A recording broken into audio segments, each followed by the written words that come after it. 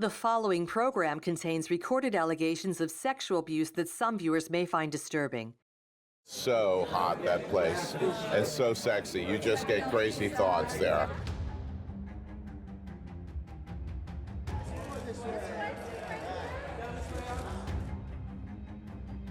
Harvey Weinstein sat atop Hollywood as one of the most successful and respected movie producers in history. But beneath the money and the fame was a monster, hiding a dark and disturbing secret. She's good, really good. Good. She's wonderful. Yeah, she's got a real charisma and a She does. She certainly does. The truth cannot be hidden away forever. And in Hollywood, when the movies end and the credits roll, the reality can be even more terrifying than you could ever imagine. After I was raped by Weinstein in 2005, I was confused. Why didn't I scream? Why didn't I fight? He asked me to take my top off. I said I wasn't comfortable. He asked again and again. He said, name anyone, any actress you can think of, and this is how they made it. A no is a no, regardless of the circumstances. And I told Harvey no.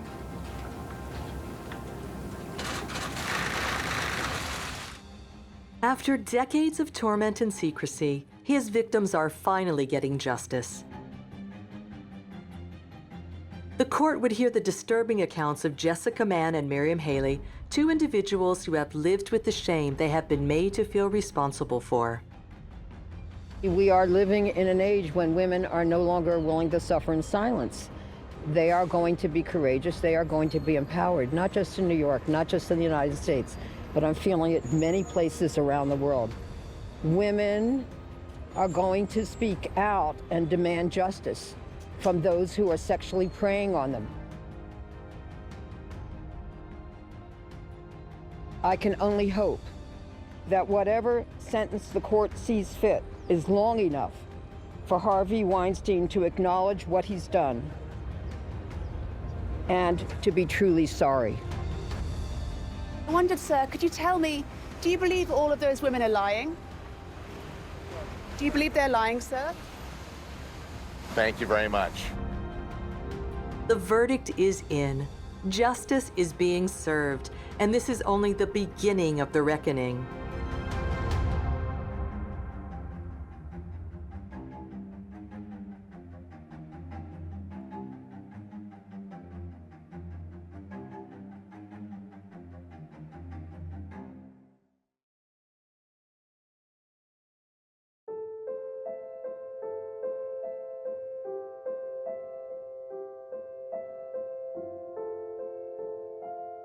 New York City, January 6, 2020. A frail Harvey Weinstein, fallen from grace, makes his first public appearance in months as he attends the state Supreme Court in Manhattan. Over 90 accusations, yet only 2 women made it to trial. With many cases being beyond the statute of limitations, Weinstein escaped Judgment Day for most of his disgraceful behavior and misconduct. I thought I was stronger and I hated myself for being weak. That self-hate turned into shame and guilt. Shame that I never should have felt and guilt that was not mine to own. I didn't know that at the time and I didn't realize it for 12 more years. Harvey Weinstein stole a part of my self-worth, treating me like I was nothing, and I became fearful and mistrustful, not only of others, but of myself. These feelings were unbearable to live with, and I pushed back the fear, shame, and guilt to move on with my life, because that's how most of us survive. I was okay, or so I thought, until I read about the brave women speaking out with their stories just like mine. The heartbreak of shame and guilt came flooding back. I knew what those women felt, and I wanted to help them. I knew I had to. The women who have come forward now, unfortunately for many, for most of them, they've been carrying this around for years, even decades. Hopefully, there's a power in the number of voices who've come forward, that they're able to find the strength and able to get through it because there are other victims, because they're not alone, because they've seen other victims who've walked through it. But I think it's unfortunate that they do have to relive this after, let's say, 30 years, 3 decades.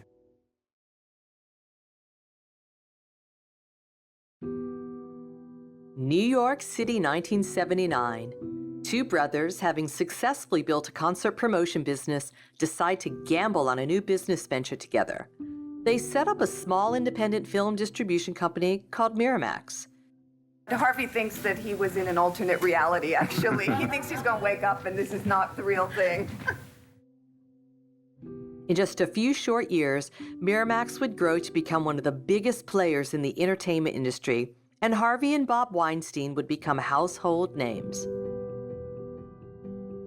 Harvey Weinstein has been a mogul in the entertainment industry for decades, and it really started in independent film. And I think that's where a lot of people got to know him and his brother Bob from Miramax, the film company. And especially in the 90s, when independent film was just absolutely everything, they started to get more and more power in Hollywood. Their company was eventually bought by Disney. And of course, that brought them more money, more power. And I think that allure, having a film made by Miramax, made by Disney, was a really big deal.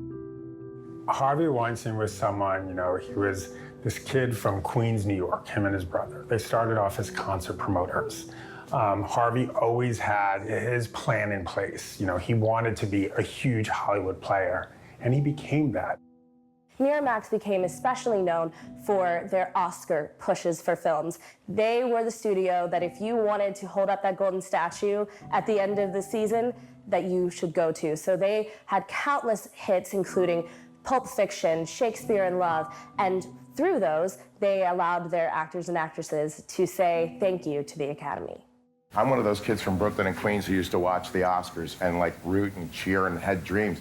And I just wanted to dedicate this, as everybody does, mine anyhow, to all those kids out there and tell them to break the rules. Miramax spearheaded some of the most successful films of their time: Pulp Fiction in 1994, Good Will Hunting in 1997, and Shakespeare in Love in 1998.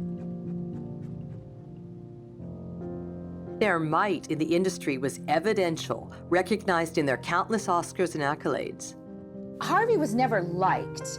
People feared him. People wanted to work with him. People wanted him to put them on screen, to get them an Oscar. And he literally bought Oscars for everybody. No one to this day can explain how Shakespeare in Love beat Saving Private Ryan for Best Academy Award for Best Picture. The reason? Harvey Weinstein. To be cast in a Miramax movie or a Weinstein Company movie, that's huge. That's big, especially for someone who's just starting out. Harvey was seen as someone who championed these smaller films, more artistic. He was an actor's producer, a director's producer for more refined tastes. So, to be cast in a Miramax movie, to know that Harvey was behind you, it was a great badge of honor in this town. To know that Harvey Weinstein was, pushing you for an award, for an Oscar, you couldn't have asked for a better strategist. In 2005, Harvey and Bob left Miramax and formed their own company, the Weinstein Company. Well, Miramax, unfortunately, we don't have the name, but I think with directors like Quentin Tarantino, Robert Rodriguez, Anthony Minghella, John Madden, Marty Scorsese, all coming with the new company, it's sort of the ongoing business without mom and dad's name. We still own the name Dimension, and if anybody can come up with a better name than the Weinstein Company, we're all ears. Nothing's better than the Weinstein brothers, so the name is great. Winning the Best Picture helps make the night go great. And Best Actor didn't hurt, and Best Director didn't hurt that, and Screenplay wasn't bad either. So it was pretty great. At this point in your career, do these things still surprise you? I loved it. It's fun. Come on, I've been loving this since you're a kid. This is it's like the World Series for guys, okay? Harvey seemed unstoppable. But on October 5th, 2017, his empire would come crashing down. The New York Times published a comprehensive investigation exposing a horrific string of sexual predatory behavior and abuse allegations by the most powerful man in Hollywood, Harvey Weinstein. The allegations spanned 3 decades and disclosed instances of indecent exposure, inappropriate touching, non-consensual advances, and rape. What happened with Harvey, we all knew he was a bully. And bully's putting it lightly. You know, bully sort of encompasses everything now, you know, from, you know, simple name calling to, you know, physical attacks. But he was mean. He was degrading. He had no problems calling someone stupid, dumb, throwing things at people, flipping tables. Everyone knew what he was. This is, again, this is not a surprise. We all knew what a monster he was. In response to the New York Times article, Mr. Weinstein issued the following statement. I appreciate the way I've behaved with colleagues in the past has caused a lot of pain, and I sincerely apologize for it. Though I'm trying to do better, I know I have a long way to go. When the New York Times broke the story, it wasn't the first time a news outlet had tried. New York Magazine, New York Times, both had tried in the past to do a piece about Harvey Weinstein and all the rumors. Both times they were scuppered by Harvey's team of legal eagles who threatened and, you know, called up and screamed and pulled out all these reasons why they were going to sue if the stories went public. When the New York Times actually published the piece, I believe that it was their thorough reporting and also the willingness of a respectable actress such as Ashley Judd to go on the record about what had happened to her, which gave it believability and credibility. Actress Ashley Judd was one of the first women to publicly recount her ordeal. She stated that over 2 decades ago, she met Mr. Weinstein in his suite at the Peninsula Beverly Hills Hotel for what she thought would be a breakfast meeting. Once she arrived, Harvey allegedly pestered her repeatedly for a massage and then attempted to move her into the bathroom so that she could watch him shower. Judd immediately told her agent Michelle Bohan, but was helpless to take any further action.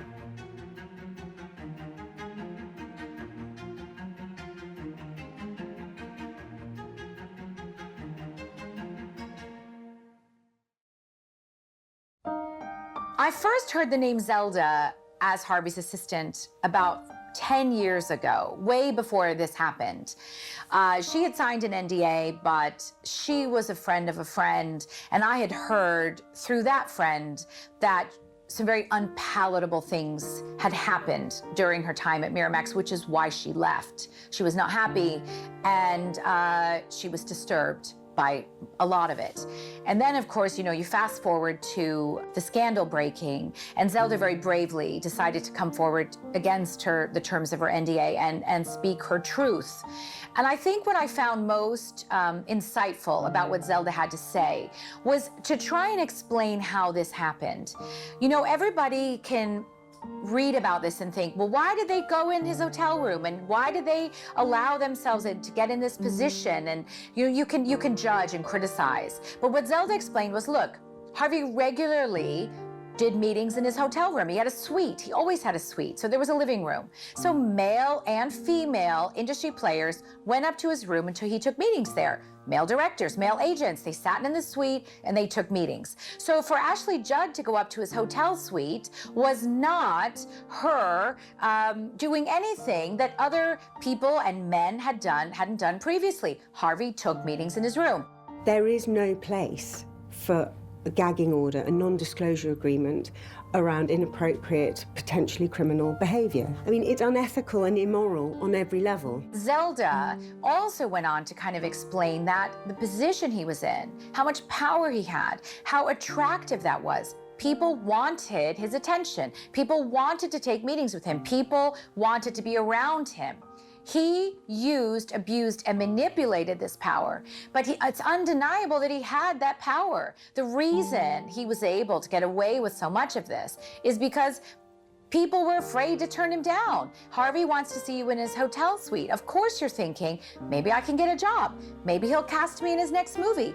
It was a very difficult decision to make. And a lot of actresses who are now speaking out saying that, you know, they went up to his room and he was naked, he was in his bathrobe, he asked for a naked massage, he wanted to watch him shower. We're horrified and shocked. But the hotel room thing, Zelda very clearly explains, was something that everybody did. It wasn't just women, but the women, of course, were the ones who were preyed upon. I would like to thank Harvey Weinstein and everybody at Miramax Films for their undying support of me. Gwyneth Paltrow says that when she was only 22 years old, that Weinstein invited her to a hotel room for a meeting and then propositioned and sexually harassed her. Paltrow's allegations have become some of the most widespread in Hollywood, where the women have said that Weinstein invited them to a hotel room under the guise of the meeting and then asked them to give him a massage or asked to be able to massage them. That seemed to be his tactic.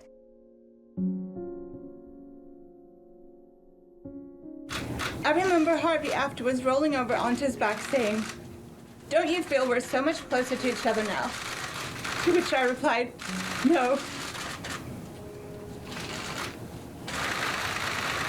And no is a no, regardless of the circumstances. And I told Harvey no.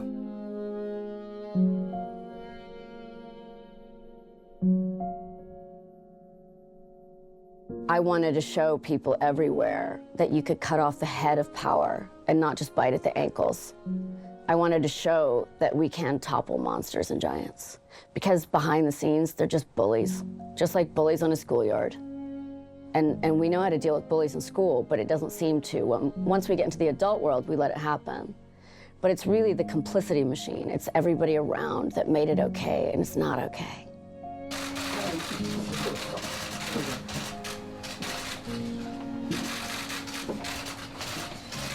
He called me into his office and told me to sit on the couch. He then sat down next to me and proceeded to tell me how things worked in Hollywood. He asked me if I was good. I started to tell him about my training and my acting experience, and he said, "No, I need to know if you're good." He said that if he was going to introduce me around town to directors and producers, he needed to know if I was any good. He had this sly, sleazy smile on his face. And the fact that he was sitting so close to me on this couch, I started to get a sick feeling in my stomach. The next thing I knew, he had unzipped his fly and pulled out his penis. My heart started pounding. My mind started racing. How do I deal with this? How do I get out of this? Am I going to get out of this? How is this happening?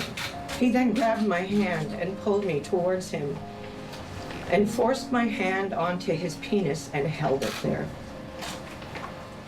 I was frozen with fear, trying to remain calm, trying not to freak out because, after all, there was nobody else in the office.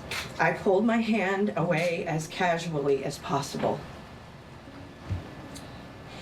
He told me that this was how things worked in Hollywood and that all of the actresses that had made it this way. He said, "Name anyone, any actress you can think of, and this is how they made it." He spelled it out for me. He told me that first I would have sex with him, and then he would take me to parties and show me who I needed to sleep with after that. On Monday, following that Friday nightmare with Harvey Weinstein, I resigned from my job. Not long after that, I quit acting. I have told parts of this story to only a very few people over the years. I felt so powerless because he is, after all, very powerful and very well known and very successful. I didn't think anyone would believe me. I was nobody. Why would they?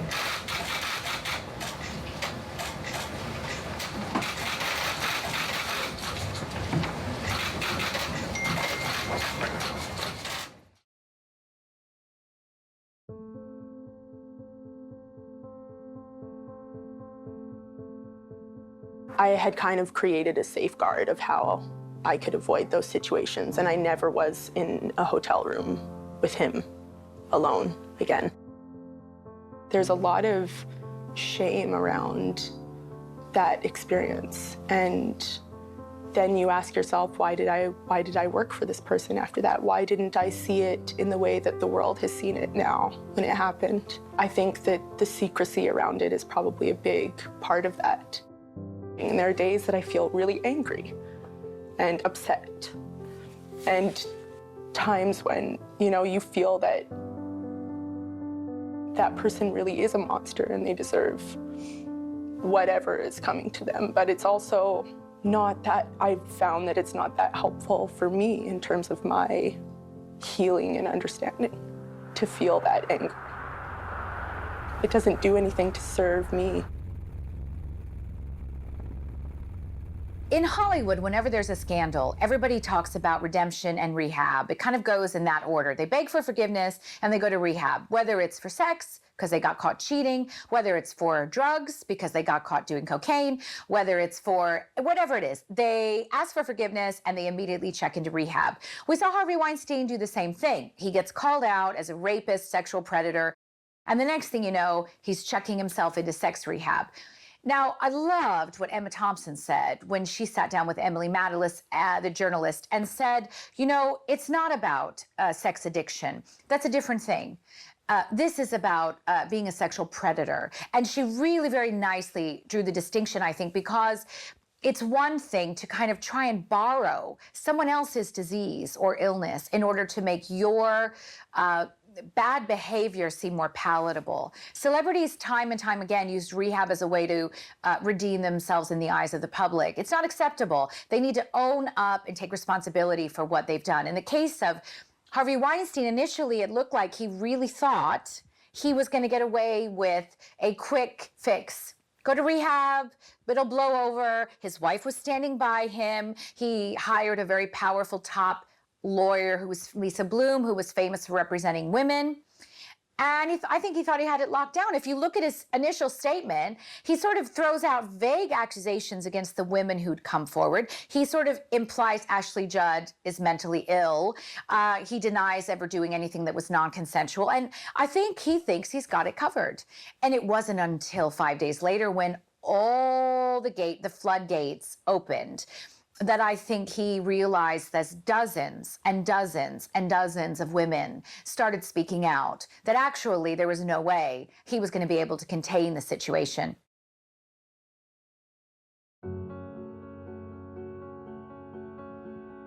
The sheer number of people coming forward to share their own experiences at the hands of powerful and dangerous men in Hollywood shocked the world. But to those in the industry, this was nothing more than a long-awaited spotlight, shining light on a dark truth.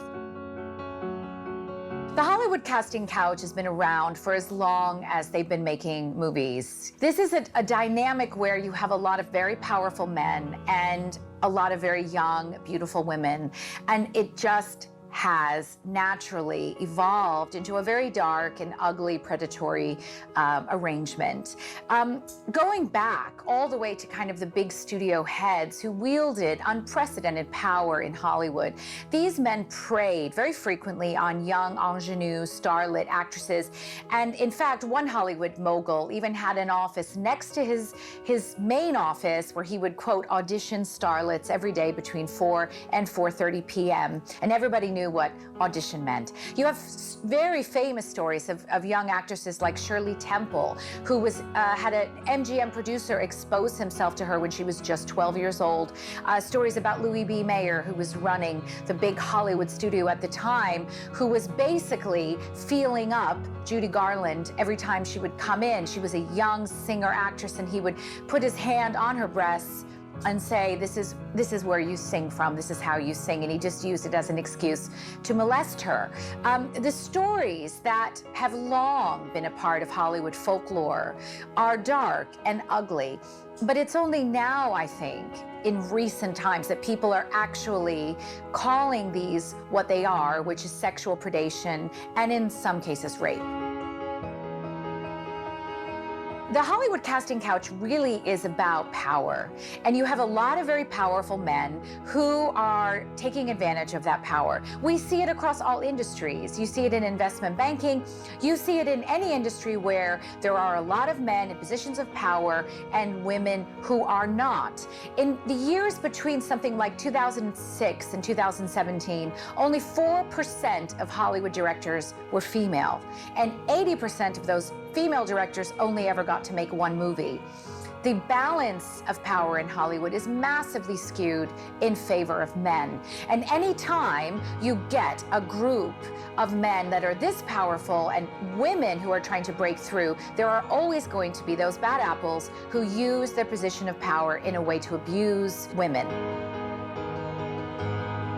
So we've seen other cases in Hollywood, and these men have been forgiven in some ways, but I think people are starting to reconsider whether they should be forgiven. You take a look at the Roman Polanski case. He was convicted of raping a 13-year-old, and he had her under the influence of alcohol and drugs. He was charged with sodomy and rape, and you have to sit there and take a look, like, he is clearly guilty, and he fled the country. He did not want to serve any jail time. But he's still been able to work in the entertainment industry, and he's been nominated for Oscars, and the actors will go and fly over to Europe and work with him. So clearly there's some sort of forgiveness if you're okay with that. And then you take a look at Woody Allen, and again, A-list stars are always willing to work with Woody, even though, and we all know this, that he went and had an affair with his stepdaughter, who was under 18 at the time, and then it continued on until she was a legal age, and now they are married and they have kids. But come on, it's really creepy. And on top of that, he was then accused of molesting another one of his wife's siblings. And it's really complicated, and it's gross and everything else, but again, actors aren't saying, you know what, I shouldn't be working with him. But now I think people are really going to open their eyes. No one was immune. Even Joan Collins, who was very famous at the time and was up the lead part in Cleopatra. Cleopatra, she was the front runner for the role. And she said, the director basically said to her, if you really want this role, you have to be nice to me, which in the 1960s meant have sex with me. She didn't, and she lost the role ultimately, of course, to Elizabeth Taylor. But no one is immune. Helen Mirren talked about how one particular director, Michael Winner, treated her like a piece of meat.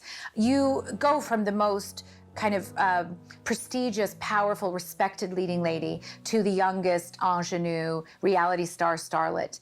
Everyone at every level seems to have experienced something like this. The more people come forward, the more it's talked about, the less victims are going to feel like they don't have anywhere to go. And now they can go somewhere that it's not shameful. It's not something that's going to threaten their entire lives, that they could survive.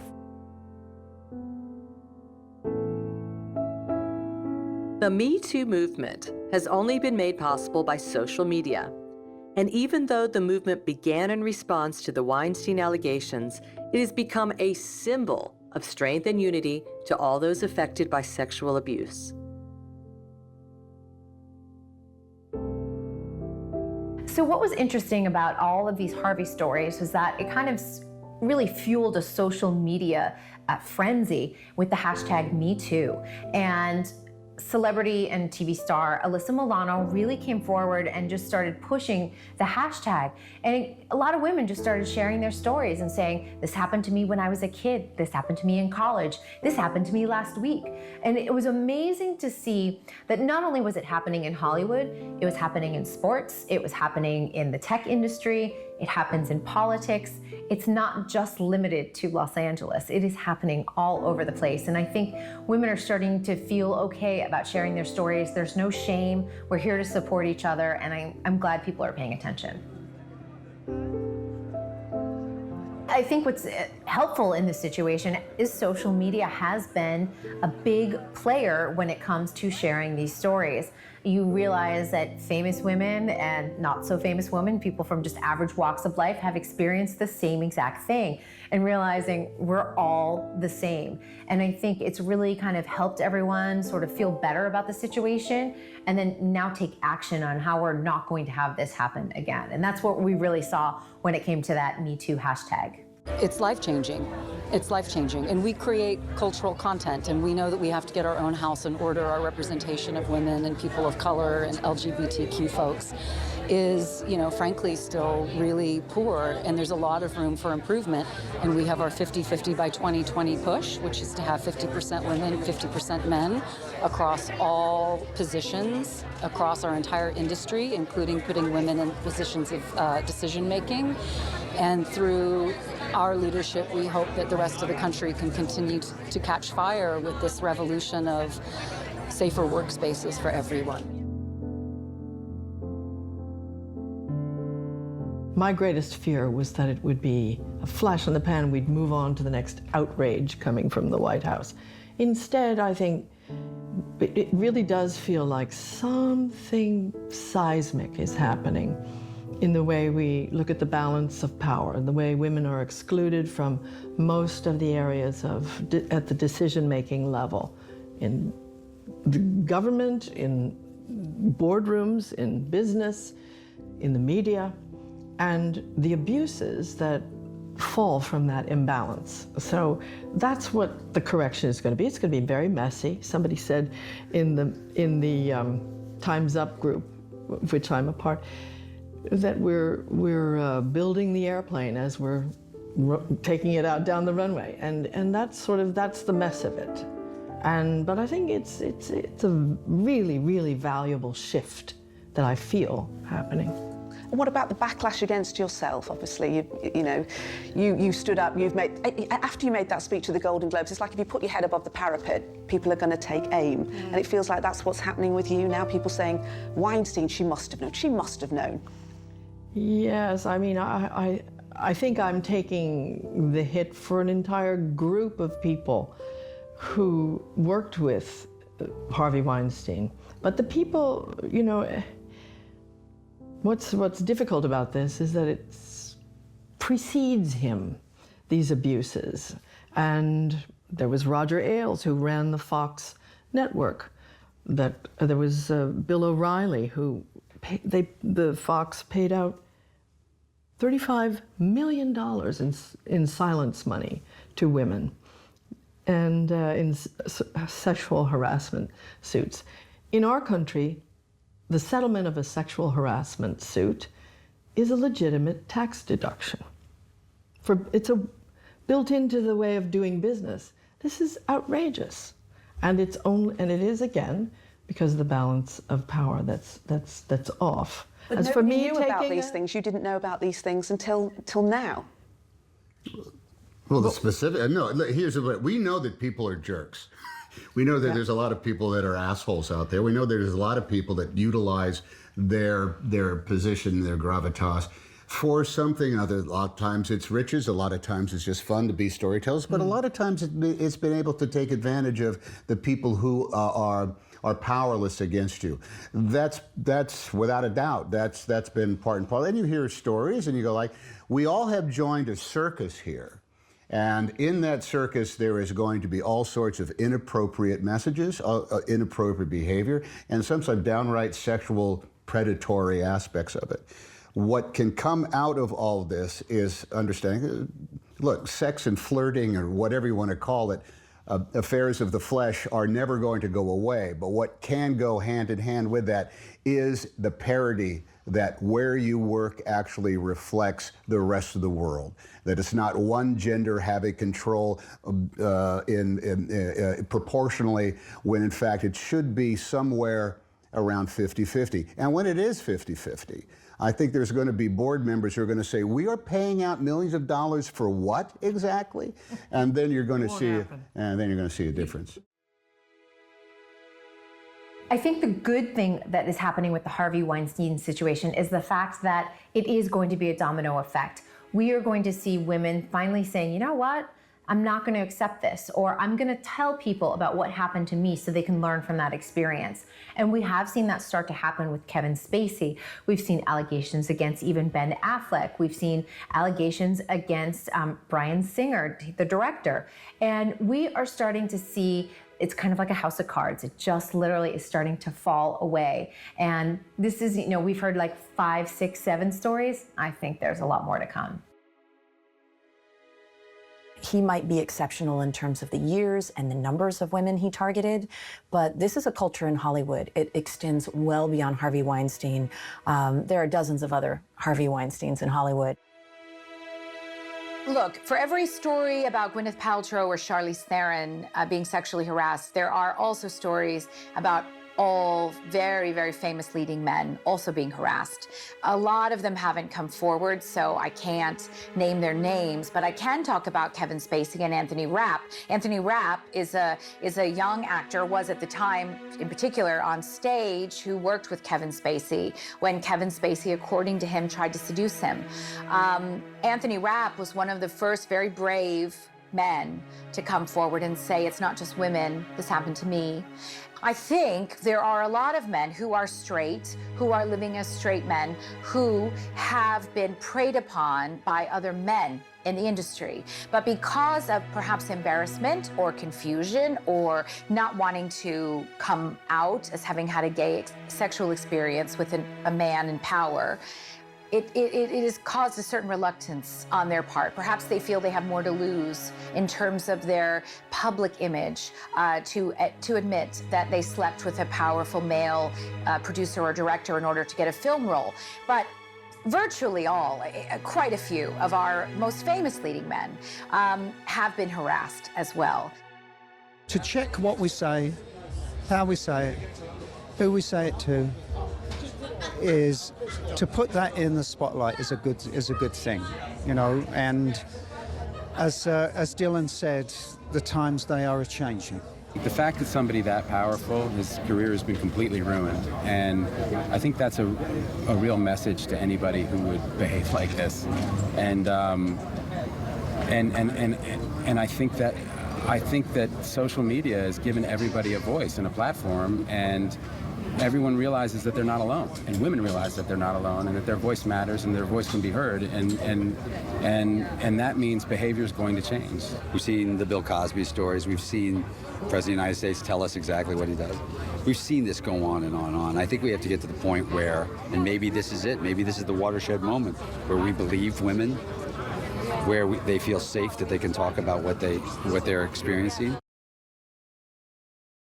The real problem is that there are so few women at the table in Hollywood. There are so few women in positions of power behind the scenes. It's still very much a male-dominated industry where women don't have a voice. And as long as women don't have a voice, there are always going to be abuses of power.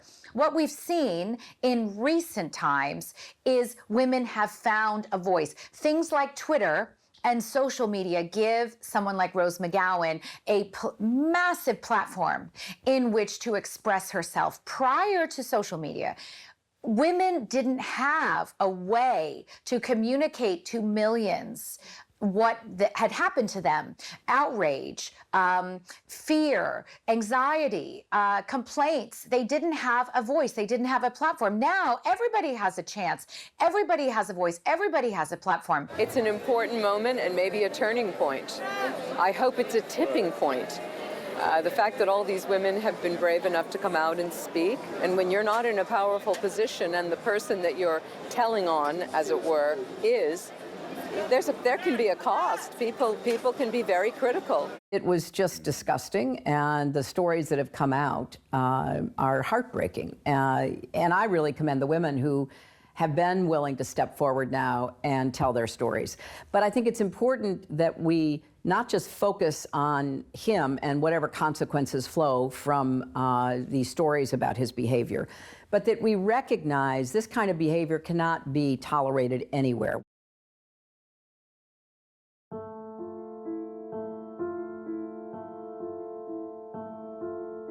January 22, 2020, Following the jury selection, the trial continues with graphic prosecution statements about the alleged sexual abuse. Being described as a seasoned sexual predator, Weinstein looks weaker with every court appearance. His defense continued to argue that his relationships were always consensual. Further testimonies from Jessica Mann detail a catalog of abuse at the hands of Weinstein, one being he trapped her in a hotel room and raped her. 3 of the 5 charges against Weinstein in court related to Jessica Mann.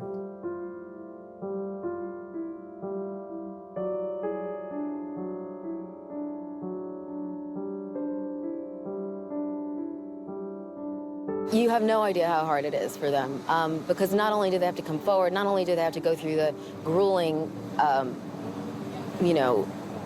grueling legal battle to get all their stories out and to get checked and cross-checked, but also they have to face him in court. I mean, it's terrifying to face someone who assaulted you. So for them, it's going to be really tough, and even for the other women that are giving testimony, it's going to be tough. And so we just want them to know that they're in there for us, they're in there for all women that have been victimized by a predator. When he walked out of the car and we were able to stand there in our strength and just look at him and see that he couldn't even bear to make eye contact with us, it was a really powerful moment. It made it very clear that we hold the power here, we hold the strength here, and he really can't hurt us anymore. I'm very hopeful that justice will be served and that he will go to jail for the rest of his life. I think that the evidence is very clear. I think that there's no argument that could be made that he didn't assault these women. So I'm hopeful, but I'm also realistic. I know that it is rare for abusers to see jail time, and I'm prepared for the worst, but I really believe if they handle it properly, if they get a trauma expert in there to talk about the responses that survivors have in the aftermath of an assault, if they make sure that the jury is ready to be impartial. And I know we keep hearing this line in the press from Donna Rotano that he's not going to get a fair trial. Survivors don't get a fair trial. There's a lot of misconceptions about being a survivor of sexual violence, and there's a lot of victim blaming that happens. So I'm much more concerned about that. You know, he's had so many opportunities. He has all the money in the world to hire the best lawyers. What we need right now is people who will listen. And I hope that if he sees justice, you know, if he goes to jail, this will be a landmark. It will help change the shape of the criminal justice system. It will help survivors feel like they actually get heard and people actually understand the process and the experience of being a survivor. Courage is contagious, and I hope that the courage in my clients resonates all around the world so women know that change is possible. He just kept repeating, but I'm innocent, but I'm innocent, I'm innocent. How could this happen in America?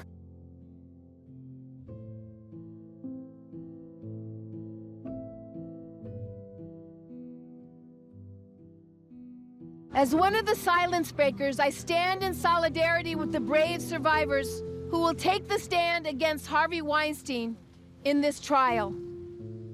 While the emotion of the day runs high, I join these other brave women who were also harmed by Harvey Weinstein to say, we aren't going anywhere.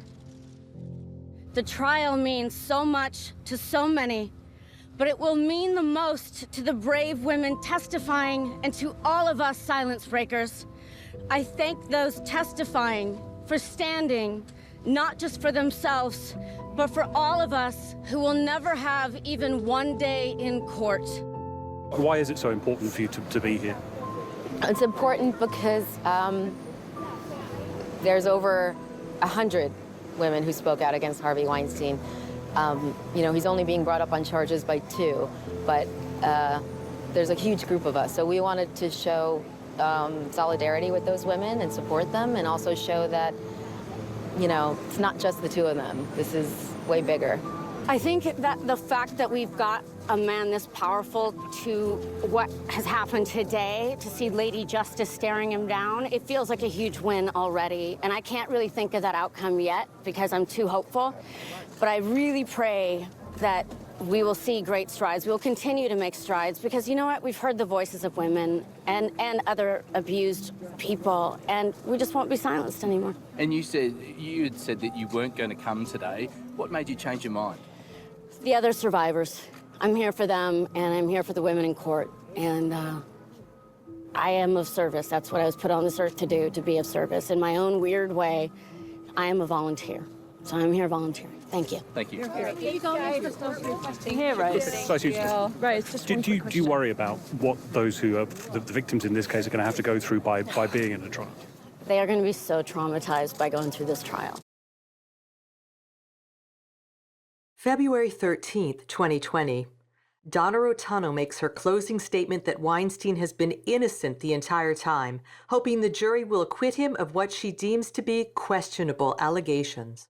Harvey, I think, is very confused. I think he feels very sad. I think he believed he had relationships with women that were different than the way they are now characterizing them. And if you look at their conversations via email, it would be realistic to believe that. If you looked at the way Jessica spoke about him on recorded conversations with other people, it would be realistic to believe that. If you look at Jessica's testimony when she said, yes, I was manipulative of him. Yes, I made him think these things. How did he know? That's the question. So I think he sits there very confused. It's very easy to say all these horrible things about him. But I think if you look at the circumstances in real time and you say, wait a minute, what was really going on? It's easy to come in here now and make a show and come with your lawyers and run to Good Morning America. It's easy to do that. We don't know what happened in those rooms. But what we do know is all of the circumstances that surrounded it.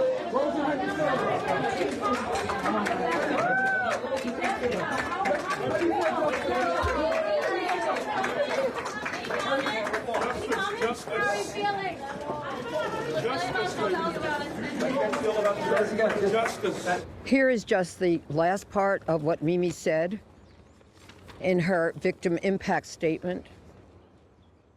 She said, I've never felt vengeful, and going into this initially, I didn't even feel anger. I just felt sad. Sad for myself, sad for everyone he hurt, and I even felt sad for him for having done this to himself. But I have observed an indifference, a lack of remorse, a lack of acknowledgement, a lack of awareness and self-awareness by the defendant throughout this process that has made me feel anger, that has left me concerned that he is completely disconnected from the gravity of the crime that he committed against me and the impact it's had. I can only hope that whatever sentence the court sees fit is long enough for Harvey Weinstein to acknowledge what he's done and to be truly sorry.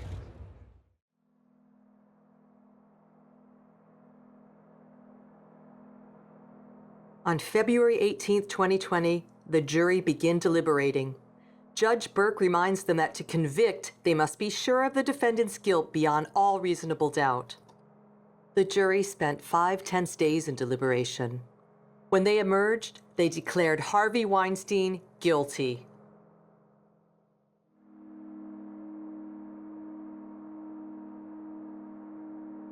The disgraced former movie mogul was convicted of sexual assault and rape. He's acquitted of first-degree rape and 2 counts of predatory sexual assault. However, he still faces up to 25 years in prison. Weinstein is ordered to remain in custody until his sentencing.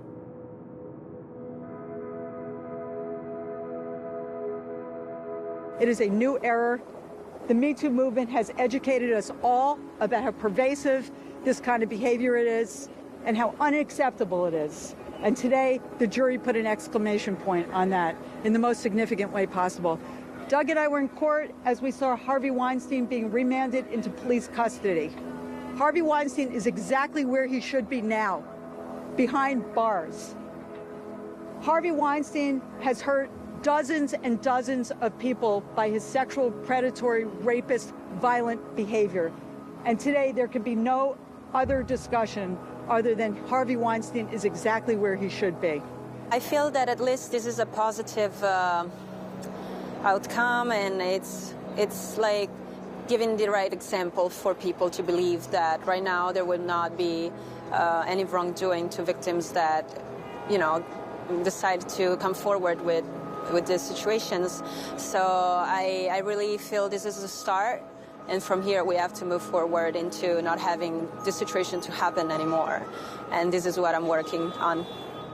For the first time, I can say I feel a sense of happiness, I guess. Because this isn't a happy circumstance to be that we're all here for. But I feel joyous with what Judge Burke decided, and I'm grateful to the jurors and the prosecuting team, the DA's office, and everybody involved, and to all the supporters. Thank you. I hope that the sentence sends a clear message that times have changed and that more women need to speak out for themselves and that men and women need to speak out for each other. We need to show self-love and empathy to overcome centuries of illogical thinking that has normalized the sexual mistreatment of women.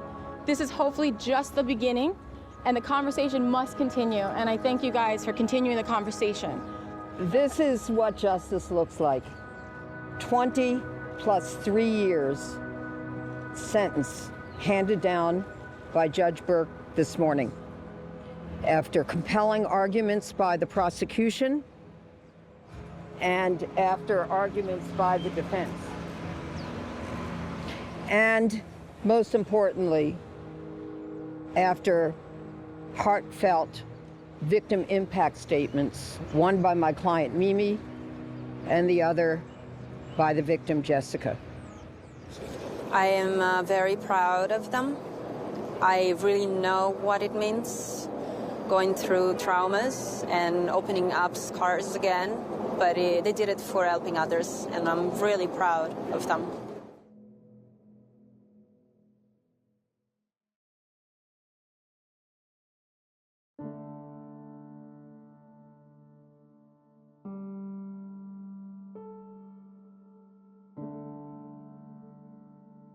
A reporter asked me yesterday, how do you think Harvey Weinstein will be known now? What do you think his legacy will be? And I said, well, it certainly won't be for the movies that he made. It will be as a convicted serial rapist. Today is truly a landmark moment for survivors of rape and sexual assault, in that the public is seeing that men, even a man as powerful and famous as Weinstein, will be held accountable for their abuse of women.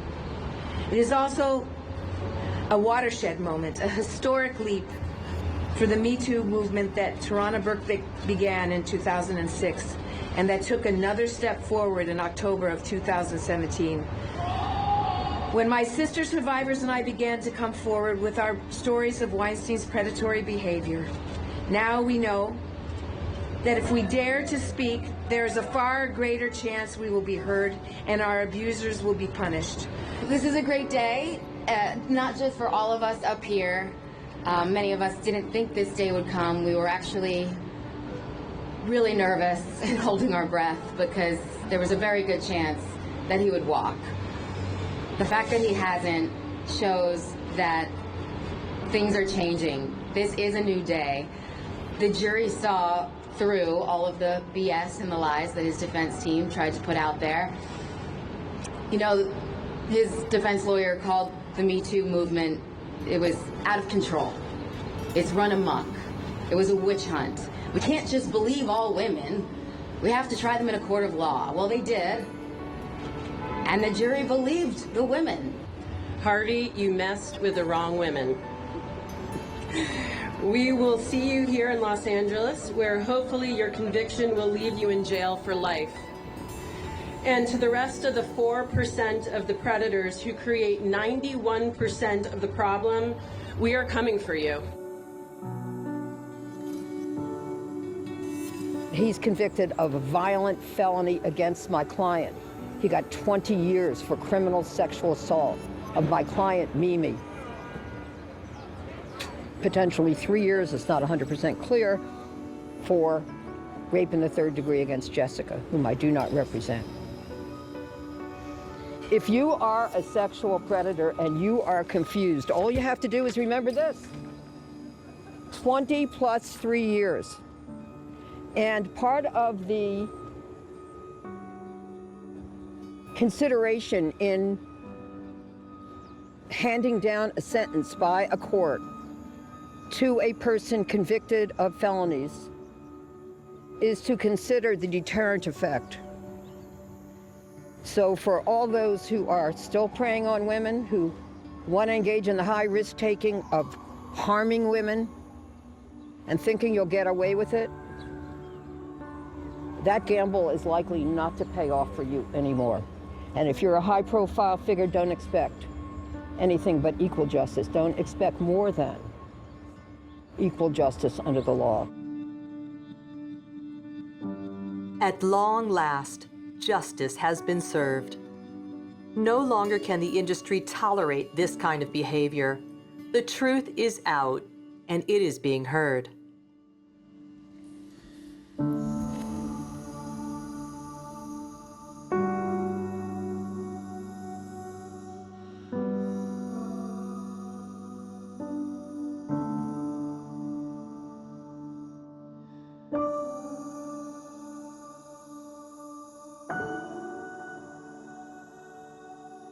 you.